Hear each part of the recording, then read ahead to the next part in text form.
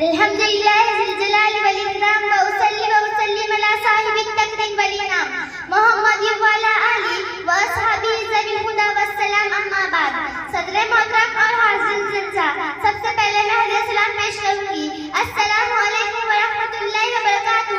آج اس بابرکت میں میری گفتگو کا موضوع ہے قرآن کریم ہدایت نامہ. قرآن ہی سے زندگی کا نمود ہے، قرآن ہی سے زندگی کا نمود ہے، اسی سے ہر فرد بشر کا وجود ہے.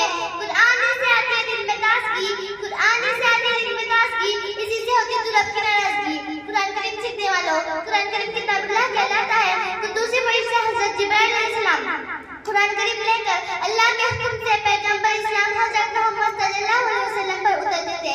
یہ کتاب کائنات کی محفوظ ترین کتاب ہے.